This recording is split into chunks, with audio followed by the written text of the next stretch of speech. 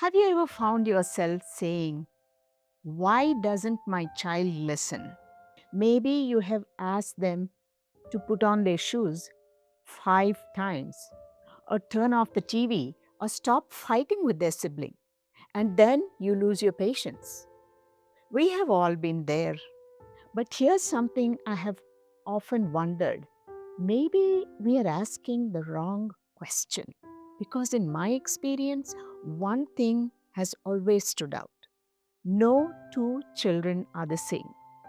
Some children are deeply attentive, some seem lost in their own world.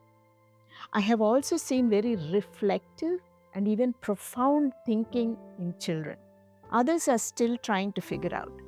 Some are self focused, some open and receptive, and some can actually think in many directions at once. Others, not yet. And I have always been fascinated by this. And over time, I began to see something else.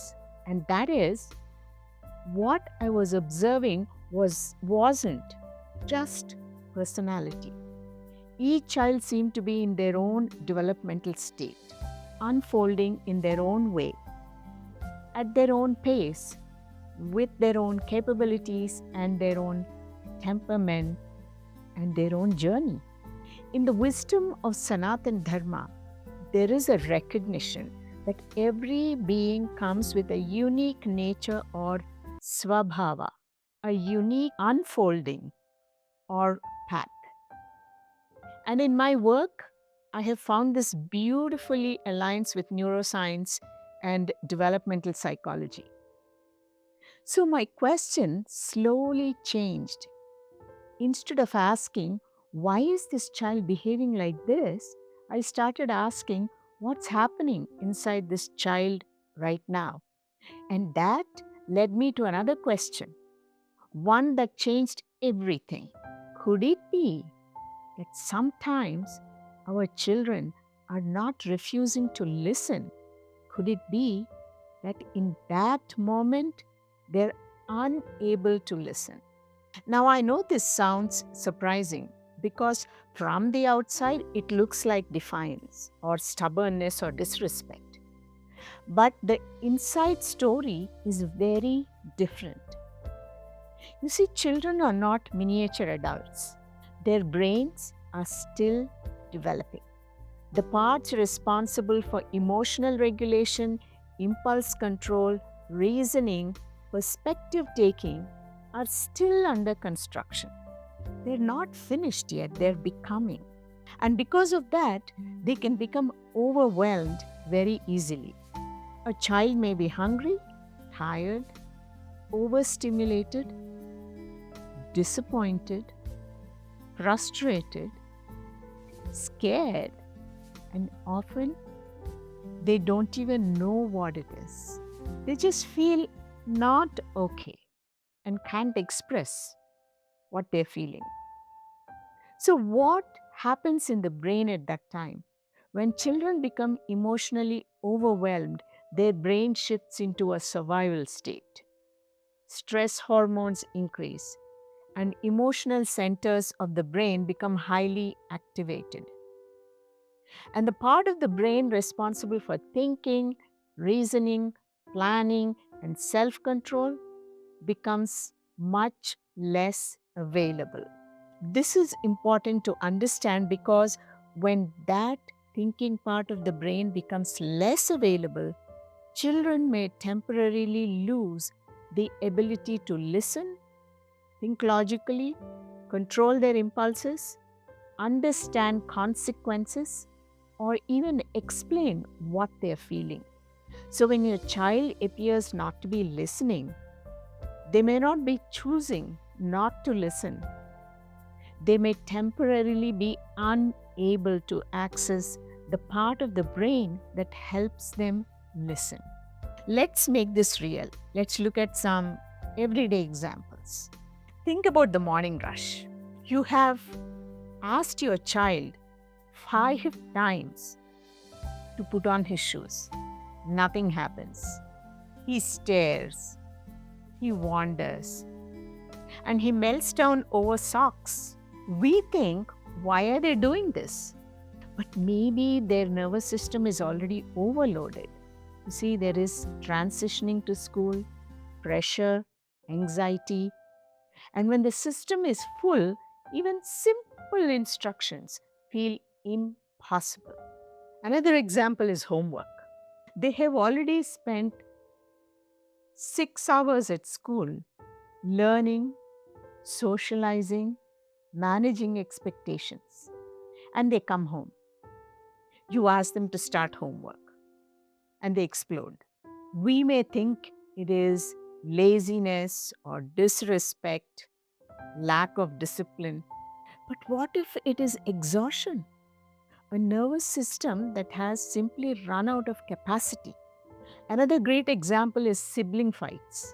From the outside, it looks like misbehavior, but underneath, there may be frustration, competition, overwhelm, or emotional depletion.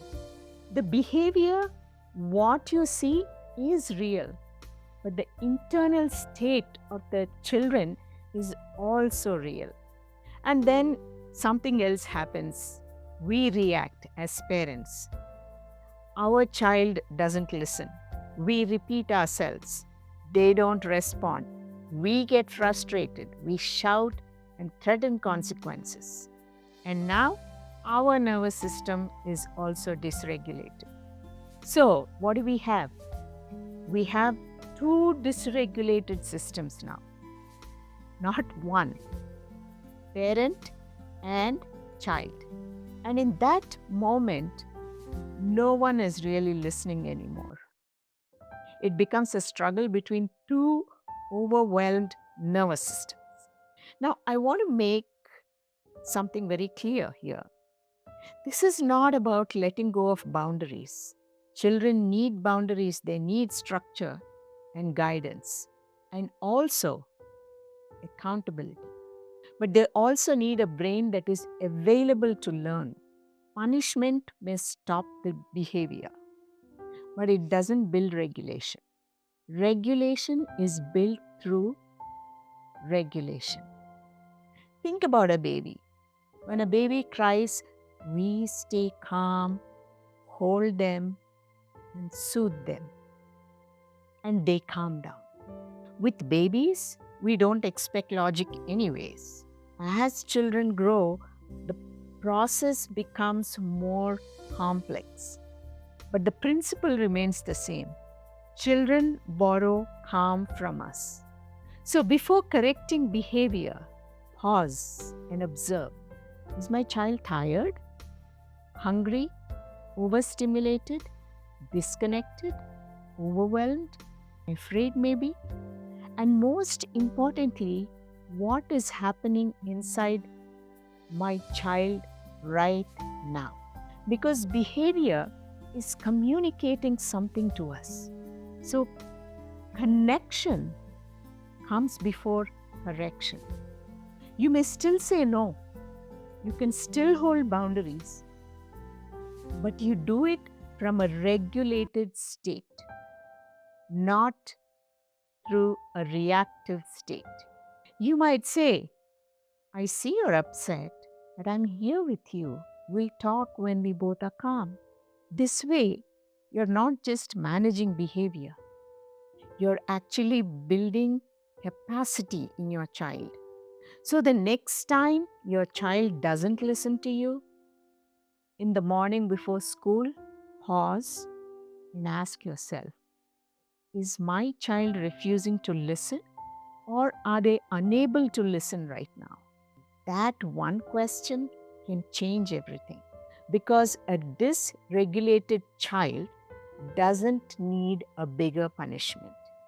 They need an adult whose brain is still online. And sometimes that in itself is the most powerful thing we can offer. Before we end, I want to add one important nuance. When I say that a child may be unable to listen, I'm not suggesting that all challenging behavior is simply a nervous system problem. Over many years of working with children, I have been continually amazed by how different children are from one another. I have seen children who are deeply reflective and emotionally aware at a very young age. I have also seen children who were quite capable of planning behaviors that they knew were not appropriate. Children differ enormously in their developmental capacities. Some have greater emotional awareness and empathy. Some are highly influenced by peers, while others are still developing their capacities. This is one reason I find the wisdom traditions of Sanatana Dharma so profound. They recognize that each human being comes into this world with a unique nature, a unique set of tendencies, and a unique path of unfolding. And I believe modern developmental psychology and neuroscience are increasingly helping us understanding this reality as well. So, my message is not that all behavior is biology, nor is that all behavior is simply a matter of choice. Rather, our task as parents is to observe carefully and ask, what capacities does this child have right now? What is happening inside this child at this moment?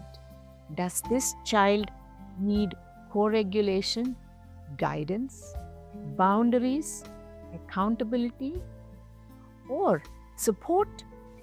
Because every child unfolds differently, and perhaps one of the great gifts we can offer our children is our willingness to understand who they are rather than assuming who they should be.